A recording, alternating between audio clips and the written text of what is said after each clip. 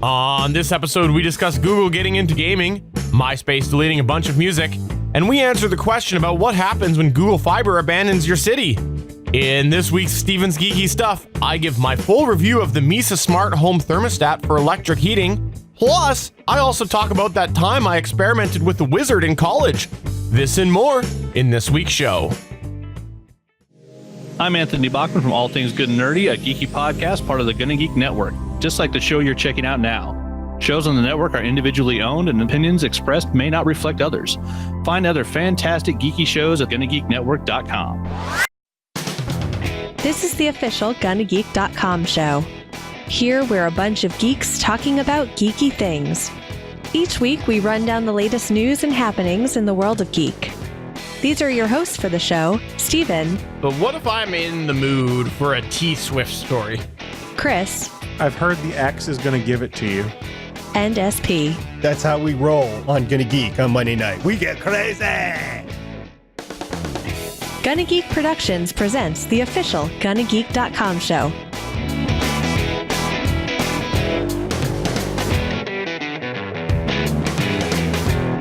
Welcome to episode 279 of the official GonnaGeek.com show. I am Steven Jondra, and I'm pleased to say the full crew is here with me today. That's right, we have Chris Farrell. So I did my hair up real nice tonight. You can tell because we have a male director. We also have Stargate Pioneer.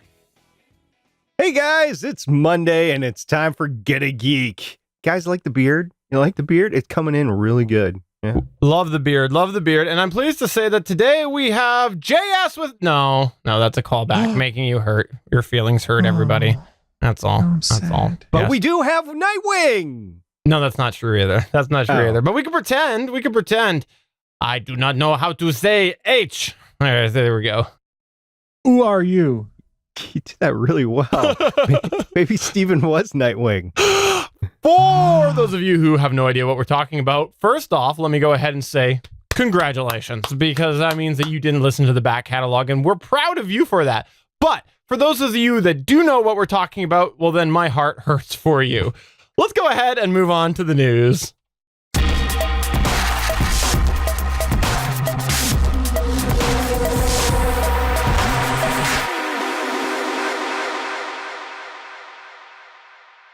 Oh, this is a weird one. I'm really excited to talk about this because there's so much mystery, and it's also one of my favorite news stories where we're going to talk about something when we record this on Monday, March 18th, and by the time it's actually released all edited, because we do stream this live on Mondays at 8:45 p.m. Eastern at www.geeks.live, but by the time it's edited, we're going to have the answer to this, because this is a speculatory news story about something that's supposed to be announced tomorrow on March 19th.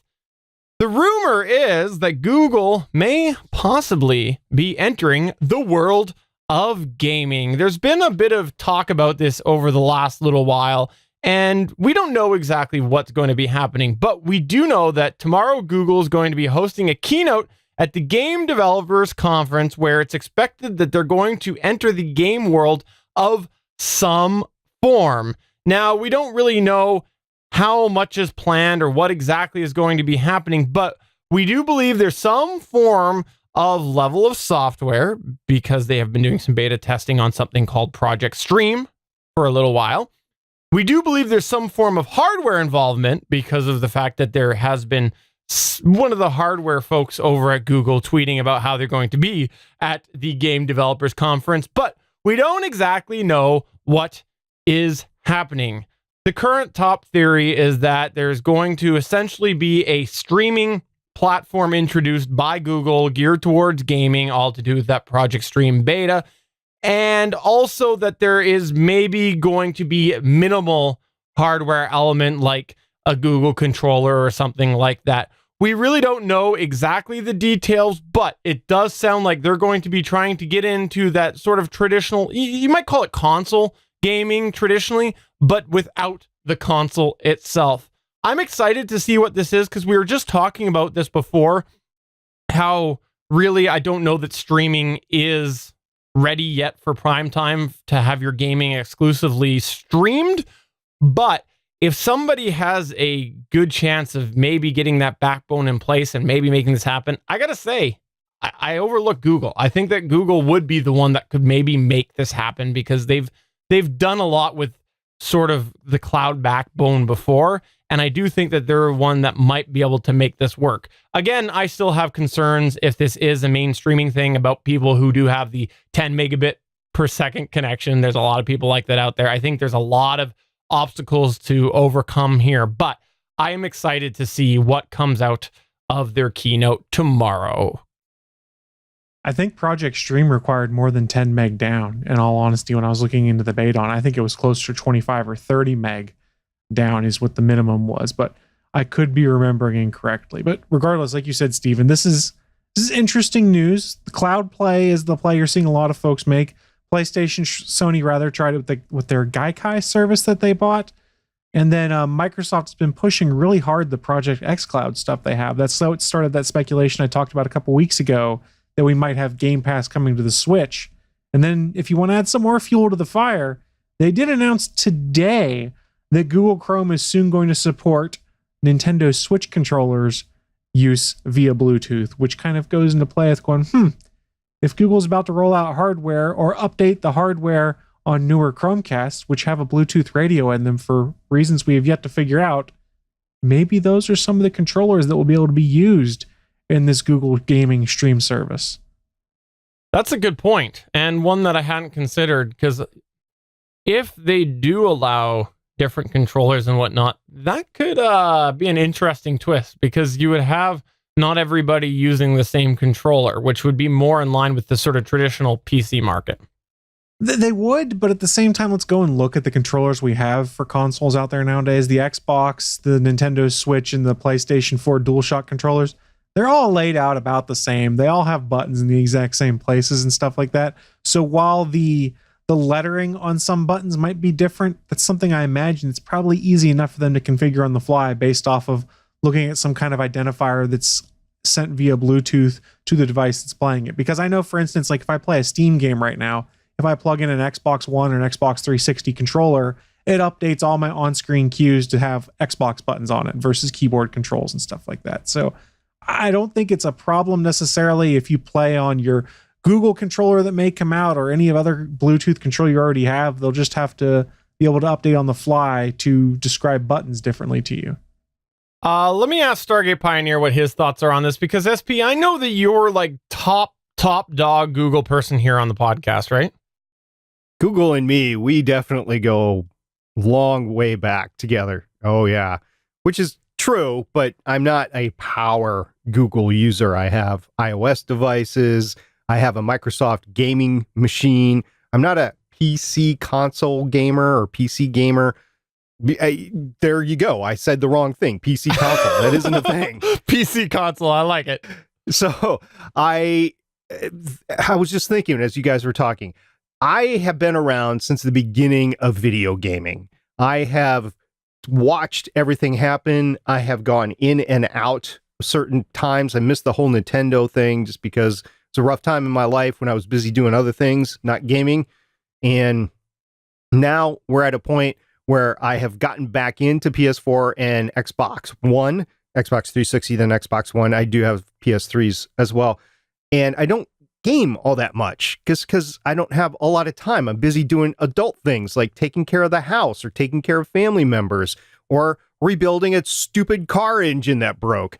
So I have had limited gaming time, and I feel like I just have to, wash my hands of trying to play through the entire Final Fantasy series and try to play through all the Mass Effect stuff and just get in on a game and enjoy it and not try to play it from the beginning, because by the time I do get around to it, it's going to be moved on to the next console and I'm going to miss some amazing stuff out there. I've missed some amazing games. So maybe this is a wake-up call for me. I don't know if I'll use it or not, but maybe it's a wake-up call for me saying, hey, look, you should try gaming this way and see if it works. If it's something fun that I can do for an hour or two a week, that's probably good. But if I'm going to be going against really competitive little tykes that can outgame me because their reaction time is better than me because I'm an old man, then I don't know if I can get enjoyment out of that.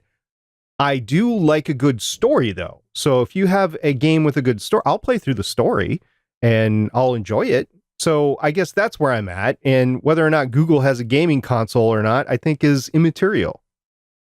Well, I have to say that for me, I think that it's potentially a double-edged sword. I'm excited to see what happens, but let's be honest, that market is a little saturated, especially outside of Sony. And we've kind of seen a lot of collaboration have to happen because Sony has just dominated so much. And to see another player come in, this could possibly give Sony that bigger lift. And I'm a little worried about that. I don't think this is going to be much impact one way or another on the big console gaming systems, because here's the thing.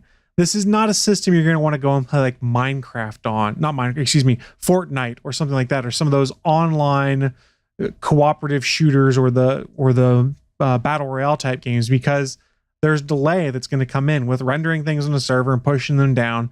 There's going to be lag. There's going to be latency issues. I see this Google service being great for single player games. There's rumors they've already talked to Ubisoft and brought them on board. And remember, Ubisoft partnered with them on the Project Stream beta, which was playing the latest Assassin's Creed. I think this is a great service for something that's a single player game where you're not having to worry about communicating with everyone else and then the latency that comes into communicating to the cloud, having it render in the cloud, push to your console. You're going to be screwed for those shooters where you need to have quick twitch reflexes and stuff like that, because you won't be able to keep up with the delay. I think there is still a place for that on these current existing consoles and things like this. This is a side project, and lots of people have tried cloud streaming. No one has gotten it yet. Google's got a good shot, yeah, because they have tons of servers. It's the same reason I thought the Microsoft's got a pretty decent shot with their Project xCloud stuff. We're just going to have to wait and see what happens. And let's also remember, it's not unheard of for Google to try something, it not to do well, and then unceremoniously get canceled. So while I'm not trying to rain on the parade here, it's something to consider if you're curious about this Google gaming product that's going to be coming out and you decide to hop on board with it. There's no guarantee that a year or two from now it's still supported, whereas a year or two from now, if you're on a Switch, a PlayStation, or an Xbox, there's probably still games coming out. It's probably still being supported, even if the next gen consoles have come out after that. I'm going to go ahead and say it right now. Google doesn't abandon projects. That's blasphemy. And I will wait. I will wait 10 minutes to eat my words. Moving on to the next news point here. What do we got going on out of the world of MySpace? So I can't believe we're talking about MySpace. But before we dig into that, what's that old saying? If you say something once on the internet, it's there forever. Or if you share something on the internet, you can't get rid of it. Yeah, evidently that's not the case with MySpace. So I kind of missed this fact, but about a year ago, there was a lot of music links on MySpace that just kind of stopped working. And the company insisted they're working on fixing it, but they admitted almost a year later, all of those files are lost. So if you uploaded media between 2003 and 2015, they migrated servers and they screwed it up, and there's no backup to retrieve those files again. So music, pictures with your friends, anything like that, yeah, it's all gone. So why do I bring up music? Because MySpace transitioned a lot into music. That was its second life. They tried to be a way to promote bands, for bands to easily promote themselves and share things. So that's the thing you're going to miss the most. But like I said, photos and videos also gone. Why is this important? Let's go back and look. There are some bands like the Arctic Monkeys and Enter Shikari, who I've never really heard of, but it's a pop emo band according to this. I don't know. That their big break was on MySpace, where people found them, similar to like how Justin Bieber got found on YouTube, things like that. So yeah, MySpace losing 13 years worth of data. How do you not plan properly to migrate your data? And secondarily, if you're someone who's been relying on MySpace as a backup for your band's music, you're probably pretty hosed right now. It's just insane. How do you not plan properly to migrate your data? Maybe that's because you're not making any money and you can't afford a actual data engineer to do it right. I mean, but this is your bread and butter. Part of why you're trying to do this is so that you can be like, hey, we're keeping all of the history of these things, all of the music. This is analogous to, let's say 5 years from now, the next thing that comes out to replace Facebook or Twitter comes into place, and they migrate their data to something new, and Facebook loses 12 years of your photos that you've shared with your family. I actually expect that to happen. I do. Facebook is not going to last forever. Maybe it will, but I'm just betting that it's going to go away eventually, and then it'll be a fight to whether the data is still there available for you. But there's a difference between a service sunsetting and shutting down versus botching a migration. Okay, and here's the other side of that coin there. How do they do a migration? Lose data Badly. and not have backups? Like, well, at the least, before you do a migration, you have backups. That's ridiculous. Like, this is mind-blowing to me that this could happen. Like, it's almost like somebody went and just deleted everything and then was like, oops, my bad. And then they went into like some discount backup somewhere. Like, it's absolutely weird to me that they didn't have a backup. But in the chat over at Geeks.live, again, we do record this on Mondays at 8:45 p.m. Eastern. Suncast is saying maybe they should have contacted archive.org. Fair point, Suncast. Absolutely Very fair point. I'm not sure if they would have had the bandwidth to deal with all that, though. Yeah, well, who knows? It's a lot of data to transfer. Did they estimate the size of the data? There was nothing I'd seen in any of the articles I read about estimating the size of it, but let's step back in time a little bit. 2002, 2003 timeframe, MySpace was still pretty big. I mean, it didn't really start to die off until 2005-ish is when I want to say Facebook came on the scene and really started taking their lunch money. So I've got it was here. probably I pretty found heavy it. in the beginning. The size was 1.21 gigawatts. That's what it was. 1.21 gigawatts. Great Scott. You know, Steven, it's about your kids. Oh, fair enough. Fair enough. Speaking of my kids, why will they not have Google Fiber, Stargate Pioneer? Well, I don't know if your kids will or will not have Google Fiber. Actually, I think you do have fiber in your area. It's just not Google. Anyway, this is amazing to me. Of the 19 cities that Google Fiber rolled out to since it began in like 2010, they decided to pull back from one of the cities. I didn't hear about this until I read a story this week on Gizmodo, and it caught my interest enough. I was like, I'm going to talk about it on Gonna Geek this week. And the title of the article on Gizmodo was "When Google Fiber Abandons Your City as a Failed Experiment." I was like, huh? I didn't hear about this, and I don't have fiber in my area. So I'm like, I kind of want fiber, so I don't want this to happen to me. Here's the story. Google Fiber, which is Alphabet's gigabit broadband server. Alphabet is the overarching company to Google, started its relationship with Louisville, so Louisville, Kentucky, in 2015. After a 2-year delay and negotiations over its rollout, the company adopted a novel but cost-effective plan to bring ultra-fast internet speeds to Kentucky's largest city. Now, in February of 2019, last month as we record this, only 16 months after it turned on the service in Louisville, Google Fiber announced plans to turn it off, making Louisville one of only 19 cities to get Google Fiber since its launch in 2010, and then the first to lose it. Google Fiber left behind disappointed customers, unfulfilled promises of transformative economic development, and a slew of embarrassing headlines for a city that allowed the tech giant, to use it as a guinea pig. Google Fiber, and here's the crux of the issue. Google Fiber learned that nano trenching, which is the cost-saving process of burying fiber optic cables just 2 inches, not 2 feet, 2 inches underground, was a bust. A lot of technical problems, a lot of servicing issues. You know, the fiber would break and they'd have to go in and fix it. And what they were trying to do is not do the trenching, but actually like cut into asphalt and sidewalks and then just put the little fiber down 2 inches underneath. Well, a combination of the cracks that developed over time in the existing architecture, like literally the streets and the sidewalks, and the fact that they couldn't seal it up. And then when they did actually seal it up with asphalt and concrete, they would have to go back in and cut it open again to replace it. It was just a mess. And that's why Google stopped this. It was unmaintainable. But because of this, Alphabet, which is Google, seems to be scaling back the ambitions of Google Fiber as a wireless broadband technology.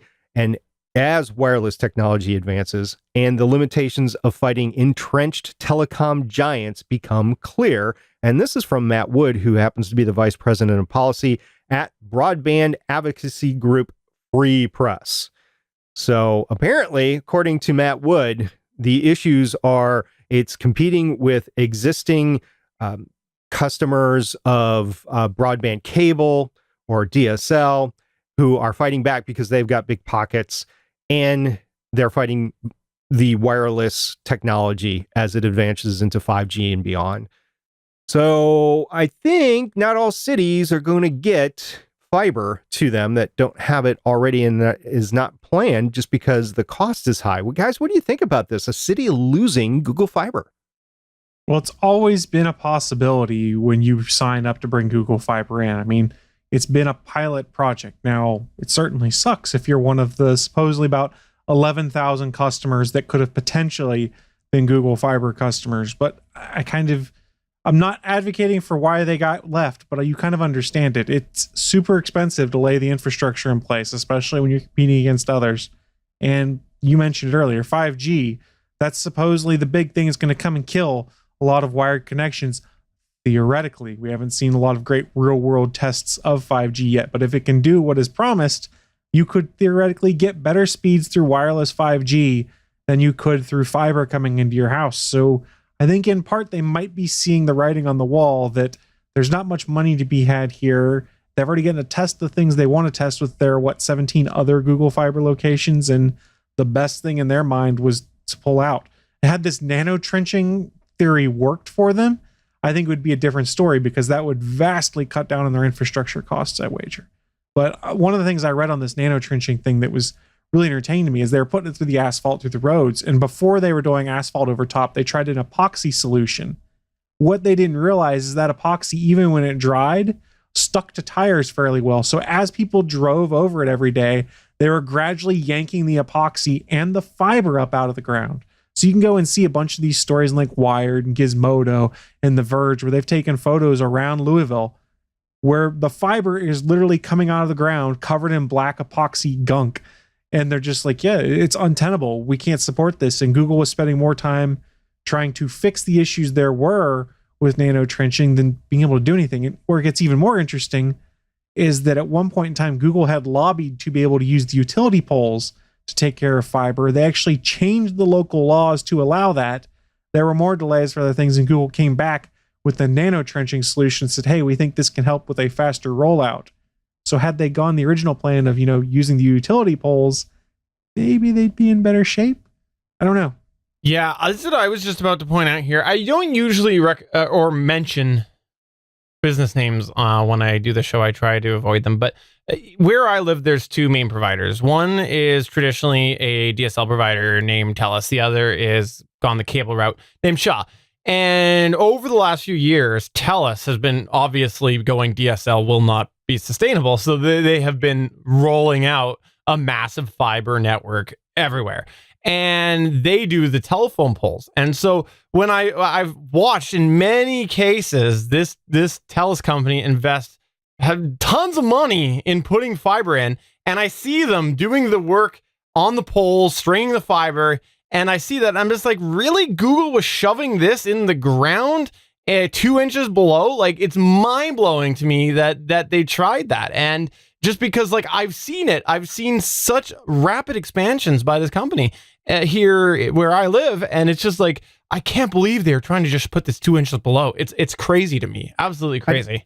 I don't think that would have worked where you live because I know you don't get an awful lot of earthquakes, but you're on the Pacific Rim. And if you do get an earthquake, I could just imagine that fiber just being shredded throughout the entire city 2 inches below ground. I mean, even if it's 6 feet underground, you might run into those problems, but definitely 2 inches underground. Yeah, that's a fair point. I hadn't thought about that either. But in any case, it sucks to see Google pulling out of a city, but it's not really unexpected given the amount of competition with, I'll call them traditional providers, because really there's a lot of people who are companies that are investing in fiber. So Google was going up a very steep hill on this. Moving on to the extra section here. Chris Farrell, what do we got going on in the extra this week? So this is the thing I wanted to share. If you have the Nintendo Switch, there is the classic subscription service or whatever you can get from Nintendo, where you get a bunch of NES games. And from time to time, Nintendo will randomly drop and surprise some new games in there that you get to play. they just dropped one of my favorite NES games of all time called Star Tropics. Did you guys play this one at all on the NES? I will say yes so that we can act like we know what you're talking about. Yes. I just got done saying I didn't play any Nintendo. Fair enough. Fair enough. For those that aren't aware, Star Tropics came out in 1990. It was just added to the Switch Online library.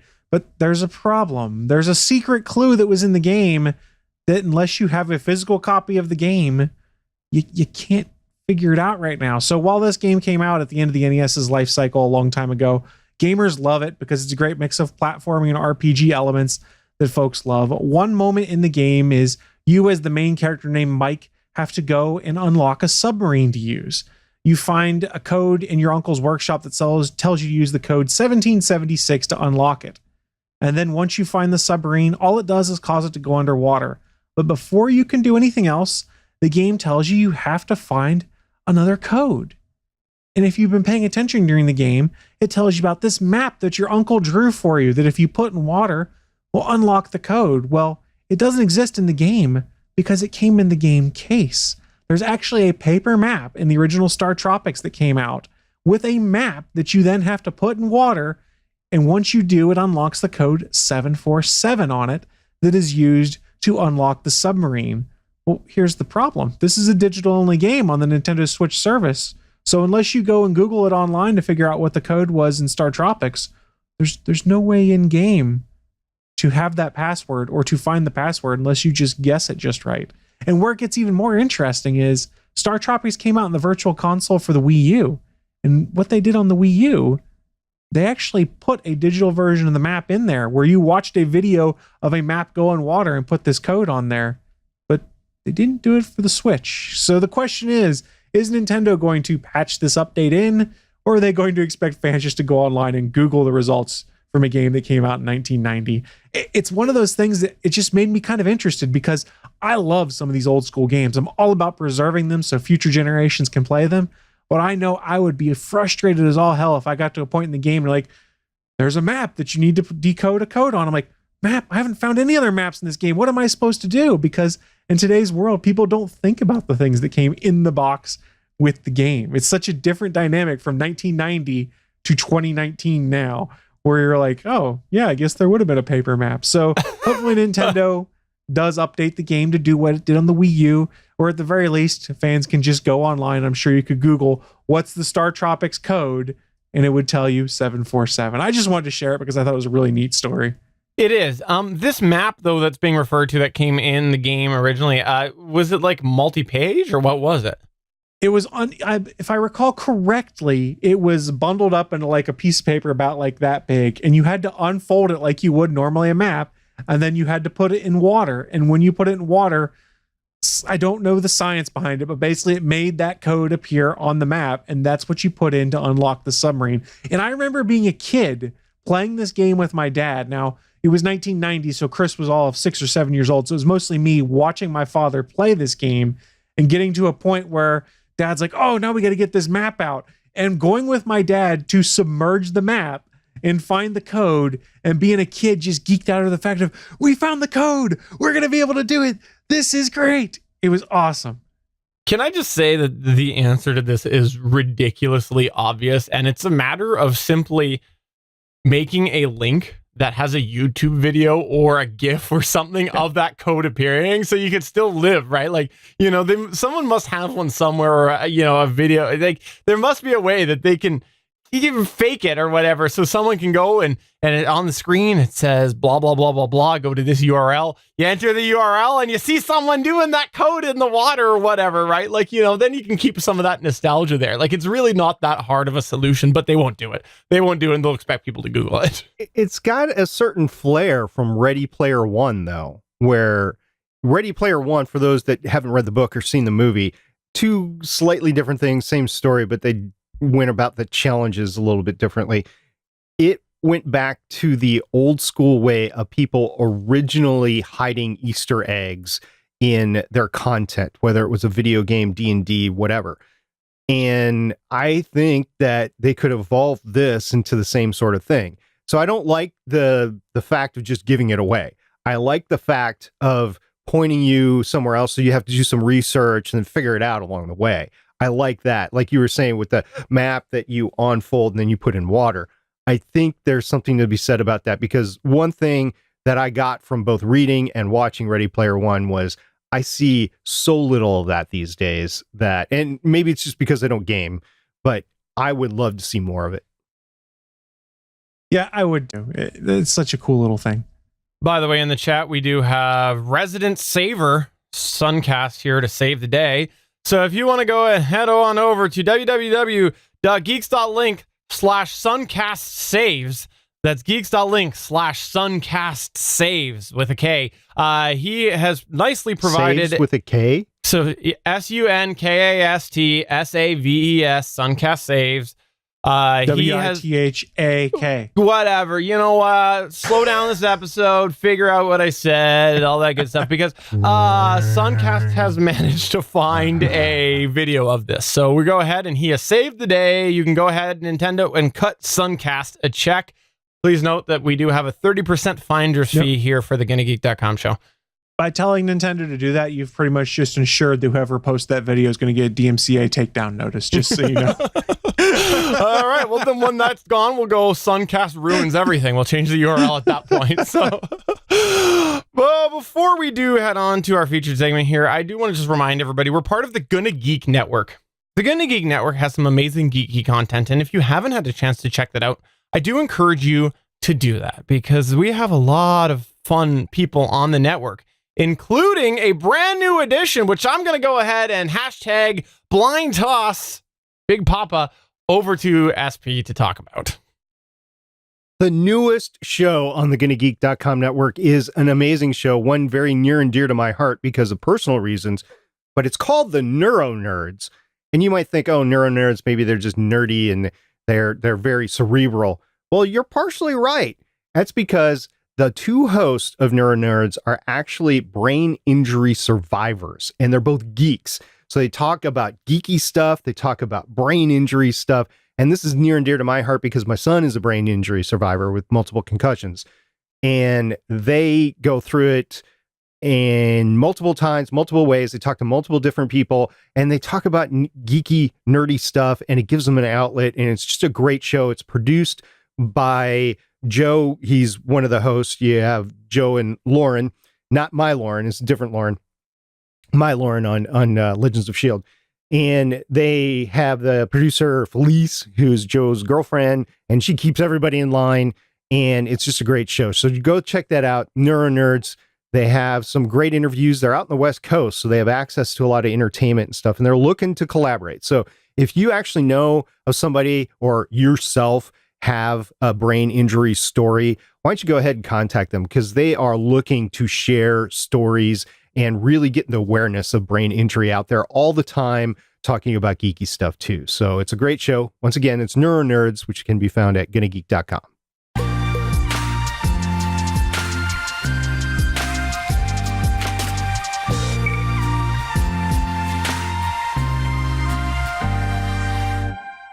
All right, this is another edition of Steven's Geeky Stuff, and I am pleased today to be providing another smart home device review. That's right, if you've been following the GonnaGeek.com show for a while, you probably know that my ventures in smart home tech followed none other than Chris Farrell. That's right, my good friend Chris Farrell here, and, you know, honestly, in some ways, I feel that I've surpassed the master. At least student is now the master, Stephen. I like to pretend that's the case. There is something that still stings that Chris has that I did not. And that sting hurt even more when I found out that Stargate Pioneer also had this thing. And I am talking about a smart thermostat, because you see, I live in what I've dubbed as baseboard country, because I live in one of the only parts of Canada that truthfully doesn't regularly get extreme weather. Yes, that's true. There is a part of Canada that doesn't get these extreme weather situations. We have a lot of electric baseboard heating here, especially houses that were built like 10 to 20 years ago, that sort of thing. And because I have electric baseboard heating, a lot of the traditional smart thermostats don't work with electric baseboard heating. Seriously, take a look. They don't work. And so I have been on the hunt for something for a while, and I came across something called the Mesa Smart Thermostat. And when I saw this Mesa Smart Thermostat, I was very interested because not only did it look good, it also said it worked with electric baseboard heating. Exactly what I wanted. So I actually did reach out to them, and I'll go ahead and just preface this right now and say that I was sent the Mesa Smart Thermostat for review. And so I am doing this, and I was sent the product for review, but I do plan to keep this, and I will keep this totally honest, because I think it's really important, especially when there's so few products out there for a baseboard heater, that I do treat this review honestly and make sure that I go through everything. And I do have cons. So just there's your disclosure right there. Now, this Mesa Smart Thermostat, the primary features are that aside from the obvious things like voice control through your devices, which I'll talk about in a minute, it also has energy charting. So there is charting of how much energy it's using, has some scheduling, which of course can be done through an app. It's got temperature monitoring, which of course integrates into some different devices. Again, I'll talk about that in a minute.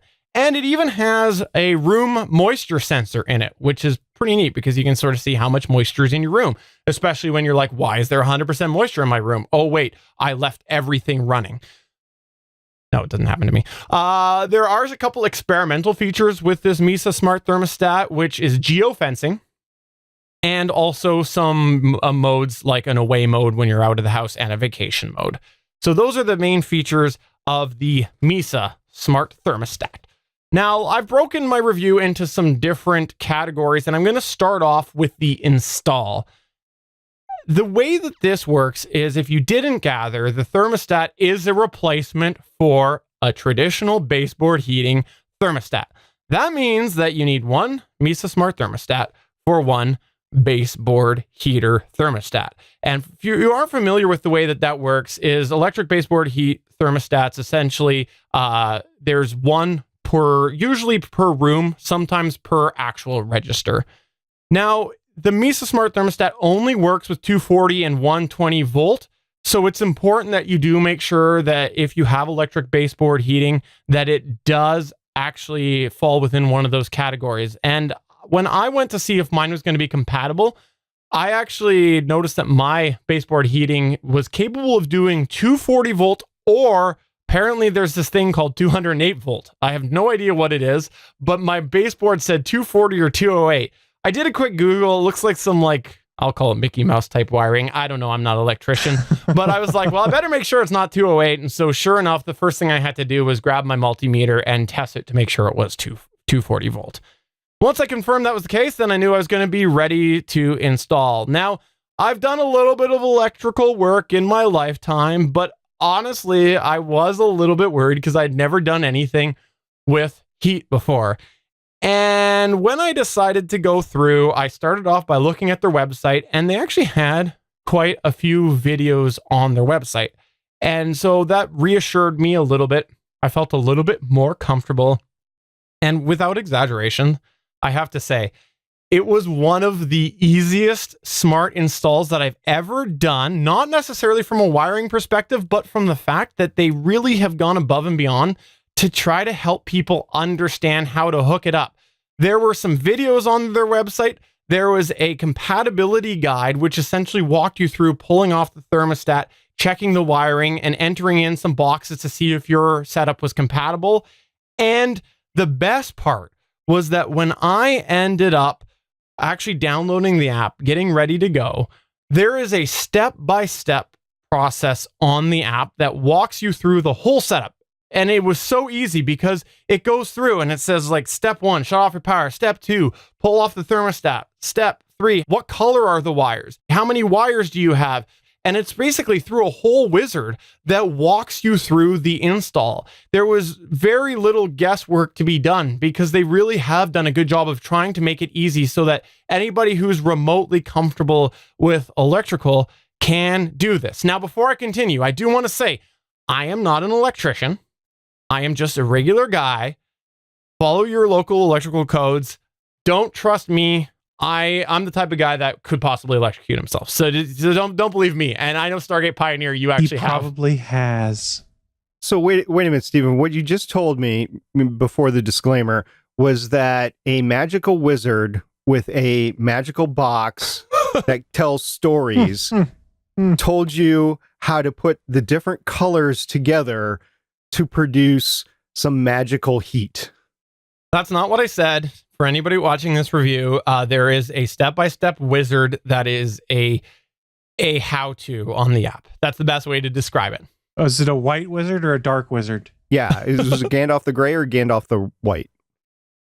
Moving on, as I went through there, I found that it was fairly easy to do, and ignoring everything that they just said, it was a really easy, straightforward app that did help me through. Now, one of the things that I do want to mention with this is that there was a little bit of a challenge here that I think is really worth noting here, because there was a couple of cons, but the biggest con was my particular wiring that I had.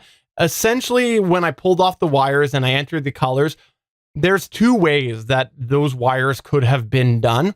And it all comes down to where the line is, the power coming from the panel into the thermostat.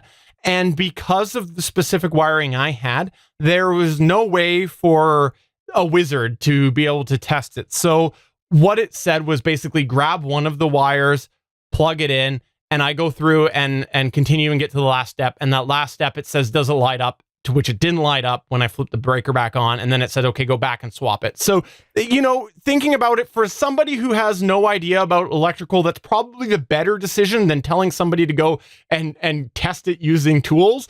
So I think they probably made the right decision with that, but it was frustrating as you go and you get it all installed and you get it on the wall and everything. And then you're like, does it light up? No, it doesn't light up. Pull it off, flip them around. So that was one of the cons. Stephen, did you happen to watch my Smart Things install video on the Gonna Geek Gear YouTube channel? Yeah, youtube.com/Gonna Geek Gear. Yeah. Yeah, same thing. Yeah, I know.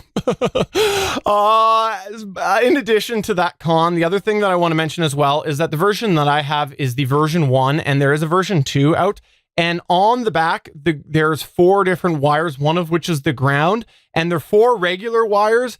Because it's a regular wire for a ground rather than sort of a traditional ground screw, which I believe was fixed into, don't quote me on that, there ends up being a lot of wires in the box. And the wires that they provide are quite long, and they don't give you any suggestions to cut them.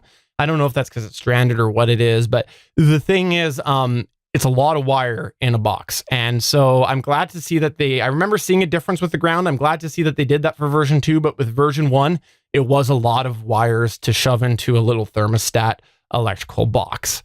Moving on from the install to the setup, I will say that there's not a lot for me to talk about from the setup, because if you've ever done any smart stuff before, it was pretty much in line with that. There's no real outstanding pros or cons. It's pretty much the setup exactly like you would expect. Hooking up to the Wi-Fi, going through the step-by-step on the app, setting up an account, all the traditional stuff that you'd find with smart electronics. The only couple things that I will mention in this point here is, number one, when you do set it up, it's going to ask you whether it's a baseboard heater or a forced fan heater. So it looks like it's compatible with that. If you've ever seen some heaters are in wall and that's like a fan heater, those do exist. It's sort of a substitute for baseboard heating. The other thing as well is that there's a spot where you can enter your energy rate, because as I mentioned, there's energy charting. So it'll kind of do the calculation for you.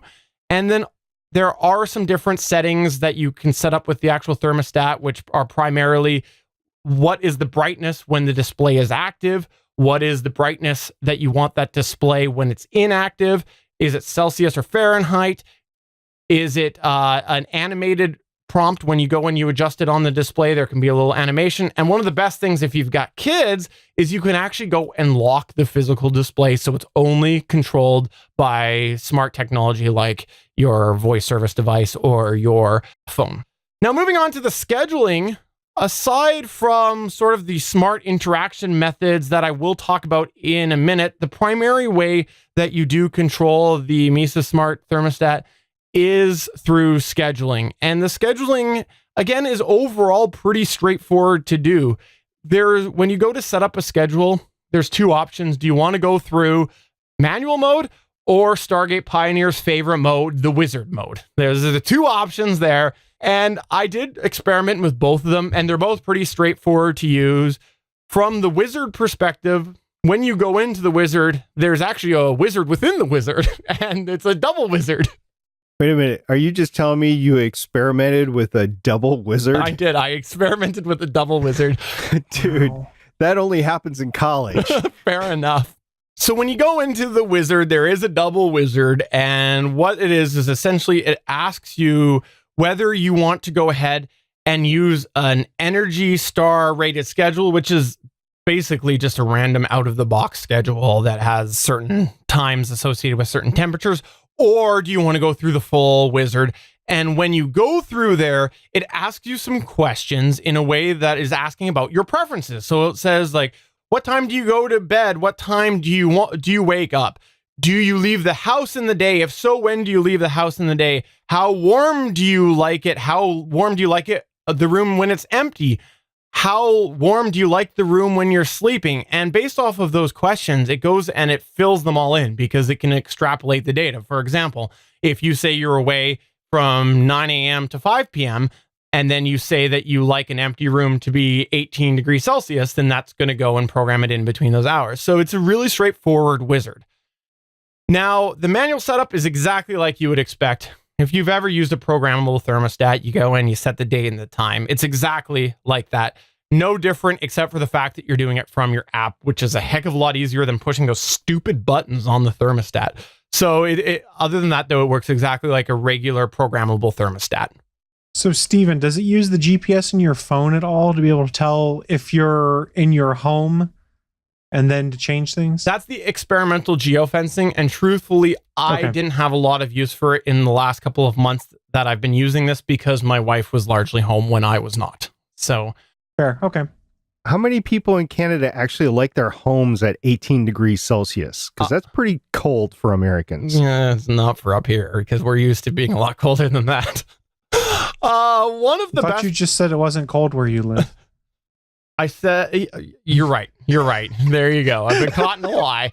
Caught in a lie. Steven was trying to act all weather proud. We're going to put him back in his place. Fair We're enough. the ones with the cold weather here. Fair enough.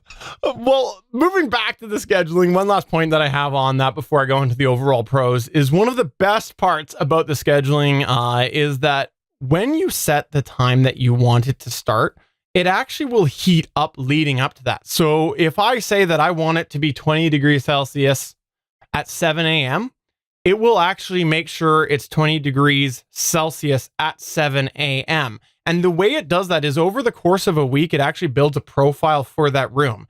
Because when I first hooked this up, I saw that this was supposed to be the case. And I got up at 7 o'clock or whatever I had it set at, and I'm like, it's not 20 degrees Celsius. What's going on? So I emailed them and they said that it built a profile over the course of a week. And I noticed it every day. It got better and better and better to the point that it did eventually get to where it was 20 degrees at approximately 7 a.m. So it actually worked really well, which is a really neat feature because of the fact that you don't have to go and do a little bit of thought. You don't need to go, okay, well, it probably takes about an hour for the room to heat up, so I should probably set it early. You just say what you want it at when you want it. And it worked well. I was very surprised. I honestly didn't think it was going to work very well. How's the interaction with other rooms? Like if you have a separate thermostat that's controlling multiple rooms and they're going up and down trying to get the right temperature, how does that work? Well, my house, I don't have that problem, but because it's building it over the course of a week, it should be able to figure it out because you're probably going to have mostly the same thing happening on a daily basis where they're going to be fighting. And then it's going to kind of accommodate that over the course of a week. Because again, it's building it off of that week profile. So it should, in theory, automatically figure that out. But I can't say for sure. So you'd be encouraging automated intelligence wars. You're absolutely right. We Dang, all were son. going down that same path. Just because of Canada. Moving on, overall pros that I had when I was trying this out here. Number one, it's simple. I've said that a couple of times. I did not expect it to be as simple as it is. They've really made it so that people who have a little bit of experience with apps can figure it out. The app is simple to use. The way you turn it on, up and down on the actual display, really simple. I'm surprised because I really did expect that it would be really complicated. The other thing that I will say is one of the standout things is it's really aesthetically pleasing. I have had so many people come to my house and comment on it because it doesn't look like a traditional thermostat. It's white. It's got little lights on it. It's just that fancy modern look. So I have to say that is definitely a pro. One thing that I didn't know this had was shortly after I installed it, I ended up getting a power outage. And I got an email saying your Mesa thermostat has been offline for, I want to say it was like 12 hours, or actually it was less than that. I think it was like 6 hours or something. So it gave me a heads up that it was offline, which was great because if I did have this in a place that I wasn't regularly able to check, if I was worried about pipe freezing, if I didn't live here, if I was worried about pipe freezing, I would have that information. And I thought that was a really neat thing that was completely unexpected. As well, from a smart device integration, there is I'm going to say a couple of key phrases here just so everybody knows before I continue. I'll go ahead and just give that warning. There is Alexa, Google Assistant, and even SmartThings integration. So it's got these 3 different compatibilities. So a bit of variety if you are looking to have it interact with other smart products. The other thing that is in my pros list is that you can enable those experimental features, which is geofencing and shortcuts. So some easier ways to control it. As well, within the app, they've got it laid out really well where if you have multiple thermostats, because you probably will with electric baseboard heater, you can easily see what the temperature is in each of those rooms, what it's set at, as well as the humidity in the room. And the last thing that I did have in the pros was that there's actually, I didn't expect this to be on my pros list because I would kind of rolled my eyes when I saw it. There's this little flame icon. No, it's not to tell you when your house is on fire. What it is their representation when it's actually using power so that you know how much power it's using. Essentially, there's 3 different flames on it. And so if you see one of those sort of waves of the flame lit up, that means it's using a little bit of power and it increases depending on how much power it's using. So you can really kind of see how much draw it's having because electric baseboard heat does usually draw different amounts of power. In the con side of things, I will say the energy charting as when I record this in March of 2019, it's only generated once a day. I did reach out to Mesa and they say that they are planning on updating this in the future so that you can generate them more on demand or it'll be instant. But this is a con if you're really, really wanting to see exactly what is happening as you set your temperatures and whatnot. You have to wait till the next day to be able to see that chart and what exactly happened with that room. From a Wi-Fi perspective, falls victim of the same problem many wireless devices have, only 2.4 gigahertz. And from the scheduling perspective, I will say if you want to make a change to the scheduling, while it is very easy to set up, it is not easy to modify because you have one entry per day per time. So like if you have it set so that every day at 8 a.m. it's at 20 degrees Celsius and you want to change that to be 21, you have to go into every single entry and modify that. So it's really best just to delete your whole schedule and go through the wizard again. It's much faster. So I might have missed it, Stephen. When it comes to making that programming schedule, is that via app only or is there a web version of it as well? It is app only at this time. Yeah, good question. The last thing that I would need to mention is that they are regularly priced at $139 US per unit. With if you had only one unit, not that bad, but with electric baseboard, you usually have one per room. Definitely can add up very quick considering a regular programmable 30 thermostat is probably like half of that. So yes, you get smart features, but it is on the pricier side. Some miscellaneous wants that I do have on here, and this isn't a pro or a con, this is just a miscellaneous item that I wanted to mention, is number one, I think like many smart devices, it would be very beneficial to be able to share this with another user.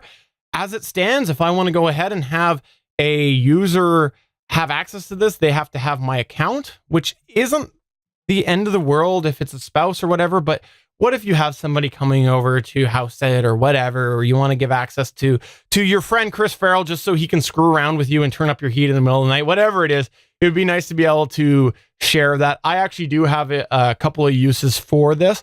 The other thing that I think would be a good thing to have would be that energy charting, being able to refresh that manually. Yes, that is a con, but for some people, they're not going to care. Daily's good enough. So that's why I did want to highlight it in my miscellaneous wants as well. So, Steven, I've already solved that problem of having to share accounts. What I'm going to do is I'm just going to drop in on your Amazon Voice Services devices and just then use the A trigger word to reset your heat. That's all I'm going to do. Okay, fair enough. Moving on, energy savings. This is something that a lot of people who have bought this, the Misa company is really advertising that a lot of people are saying that it saved them a lot of money, especially in those colder temperatures. So how did it fare with me? Well, honestly, I can't give information on that. I would be remiss if I didn't mention that the potential is there. But the thing is, I installed this and I ended up getting one of those cold snaps that I said that we never get. For the last couple of months, we've had a very unusual winter. And so I don't have a lot to compare it to because of the fact that we have had a very unusual winter, which came pretty much right after I installed it. So you're welcome, everybody else. I caused it. But I will say this, that it did allow me to be able to manage that cold time from a visual perspective. I could see how much energy was being used to heat it a certain temperature at night. And I could really go in and balance that. So when we were in that cold snap, I could go and for one day I would set it, or a couple of days I would set it so that it was quite a bit colder at night. And then I would go in and I would change that so it was just a few degrees colder, and I could find which was working best for my house to save some money. So yes, I have confidence I saved energy over not having it, because I could see that right there and see how much it was using throughout the day and really make some adjustments to sort of balance that budget, so to speak. But I can't give you numbers because we've just had an unusual winter. So that is definitely a way that you can use this if you want to try to save money. But if you're someone who has a pretty consistent winter, you might have better figures and you might be able to assess that better yourself. From a smart integrations perspective, I do want to mention this before I do wrap up this review, is that there are a couple different ways that this integrates to other smart technology. The first is the Amazon Echo, and I am going to go ahead and say the word right now because the Amazon Echo integration is pretty basic. It's mainly for voice commands. You go in, you add the skill, and now you can do voice commands. For example, I could say, Alexa, what is the temperature in the kitchen at? The kitchen temperature is 22.62 degrees. I could also say, Alexa, set the kitchen to 15 degrees. The heat's set to 15. Alexa, decrease the kitchen temperature by 5 degrees. The heat's set to 10. Alexa, turn off the kitchen thermostat. Okay. Really, the integration with the Echo is just voice control. That's all it is. You give it a command, it adjusts it. So it's as simple as that. Now, on the other hand, the SmartThings integration, night and day difference. You know, I mentioned this on the show before. I've recently started to dabble in SmartThings. And with the SmartThings app, if you go and you link it up, you see everything that you see from a monitoring perspective that you would have in the Misa app. You see the current temperature, you see what it's set at, you see the room moisture, you end up having the control ability in there as well where you can adjust it. So it's all within the SmartThings app. So if you have SmartThings already, if you're not needing to do that scheduling or any of that other stuff, you have full control right in that app that you're used to. And there's also a text-based history where it actually shows you in half-hour increments what the temperature was in the room. Of course, when it does end up adjusting as well, it will show those adjustments on there in the log, so to speak. So the SmartThings integration, night and day compared to the Echo, because the Echo is really just voice controls, which is a shame because the Echo, there's such potential there to have it show the temperature and be able to do that. But for whatever reason, the skill doesn't. So the SmartThings integration, far, far better than the Echo. As well, from a sort of general perspective, I want to say that the miss that I see with both of these here is at the moment, you can't use that temperature to do a routine or a trigger or anything like that. while there's the Echo integration and the SmartThings integration, where obviously they're talking to the thermostat with SmartThings, it's actually showing the temperature. I can't set up a routine or anything based off of the temperature on that thermostat, which is a bit of a shame because if like I've got an Echo Plus and you can set it off based off of that. And I think with SmartThings, you can with like the motion sensors as well, which have a thermometer in them. There is also no Wink support. So if you are a Wink user like Chris Farrell and myself, that's right, I have SmartThings and Wink. There is no Wink support, but honestly, that's not surprising because there's a lot of manufacturers over the last year which have been having troubles getting integration with Wink. I've seen a lot of finger pointing at Wink from other manufacturers. So I'm really not surprised to see there not being integration with this product at this time. I'll go ahead and say it. It's probably on Wink's end, but I don't know. That's complete speculation. Overall, I have to say I'm very happy with this. It's been a great addition. It's allowed me to really monitor my energy and really see sort of where I was using it, when I could save some money and just have some geeky fun and be able to control it from the app. There is grouping capability. So if you have two rooms side by side, you can have the same shared set point so that they're both running off of the same schedule, or you go and you set it for both of them or multiple rooms at the same time. You can absolutely group them. For me personally, with the layout of my house, I didn't have the reason to use that or really try that out. But it is a good feature because anyone who uses electric baseboard heating probably knows that if all of a sudden you get that cold snap, now you got to go around and turn up every single one. So it is nice to have that option if you have a house that does warrant that. For me, again, I don't have that use. Yes, there are some things that I'd like to see changed, but overall, I am very, very happy with it to the point that I really have one other room that I probably would consider putting that money into it, and I probably will, because this one room that I'm thinking of, it's probably going to be worth spending the $139 in order to add it, because it's been solid. It's worked really well. I've never had any outages. As well, the integration with SmartThings app that, let's be honest, I'm probably headed that way, seemed to work pretty well. Oh, and by the way, last point right here. They're a Canadian company. They're a Canadian company that I found out, which is awesome as well. And I'm happy to support the Canadian economy. So if you got any questions about this, please do reach out to me. I've been really happy with it. Yes, it's the first smart thermostat that I've ever tried or used because, again, there's not a lot of options out there for electric baseboard heat. So I'm not comparing this to anything. I'm just giving you my experience using it as a first-time smart thermostat user. Chris Farrell, Stargate Pioneer, do you have any questions on any of this? I only have one baseboard heater in my house. Otherwise, this would be really tempting to me. And I never turned this one on, I should caveat, because it's in my garage. And I'm like, why do I want to crank the heat in the garage when it's right in front of my car that's covered in rock salt and stuff like that?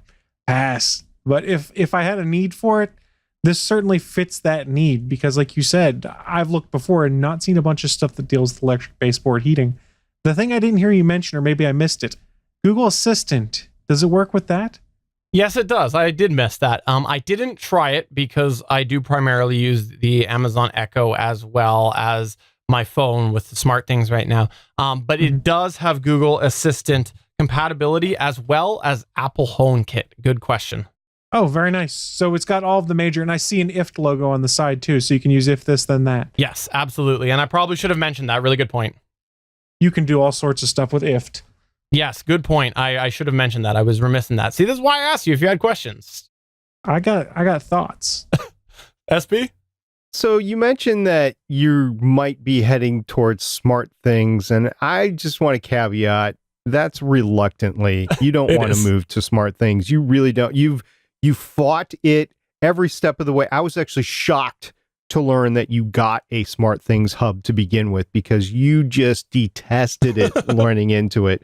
So, and for the listener, one of the reasons why is we're seeing Wink become a little bit more unreliable, a little bit more unsupportable of new technology. I'm wondering if they're going to have Wink 3 come out. Maybe they're throwing development efforts into that, or maybe the fact that they've been pulled from a lot of major distributors and retailers, they're feeling the crux from that, and they just can't go any further. So I just wanted to point that out because you said it kind of flippantly at the end, but it is a consideration for the future. No, and it totally ties into this review as well, because like I said, there's no Wink support that I've seen. So absolutely, if there's no Wink support on that and you have a Wink device, it might be a consideration of yourself if you're really tied into using that Wink app.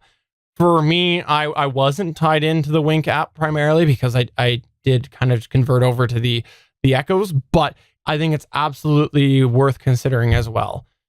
So that's all that I had to say about the Mesa Smart Thermostat. I'm really happy I was able to try it and pleasantly surprised. So if you have any questions, please do get in touch with me. I'd be happy to answer them, or at least try my best to answer them. But on that note, that's going to wrap it up for this episode. Before we close, Chris Farrell, do you have anything that you want to plug or promote? Just like to remind folks, we do stream a lot of live content over on the Gonna Geek Network. So you're on Geeks.live right now if you're watching this live. And if you're not, head there right now. You can scroll down to the bottom of the page and see a calendar of all of our upcoming live events. Stargate Pioneer, anything that you want to plug or promote? Talking about live events, tomorrow night, if you're listening to this after it comes out, don't worry about it. But tomorrow night, we'll be live at 8:30 p.m. Eastern Time talking about Captain Marvel on Legends of S.H.I.E.L.D. It will be the attempt of us to all get together and talk about the movie, and it's going to be great. And that will be, I believe, Legends of S.H.I.E.L.D. episode 274 when it comes out. So if you're listening to this after the fact, Legends of S.H.I.E.L.D. 274, we're going to be talking about Captain Marvel. It's going to be a fun time. So on that note, for episode 279 of the official GonnaGeek.com show, I'm Stephen Jondrew saying, yes, I finally have a smart thermostat. Take that, Chris Farrell. Finally. I'm Chris Farrell, and I've had my Nest for 2+ years now. I'm Stargate Pioneer saying I had one months ago, so you're behind the times, Steven. Mm-hmm. Slacker.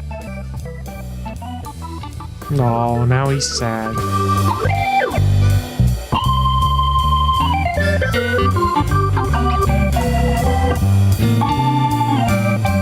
Thanks for checking out another episode of the official GonnaGeek.com show.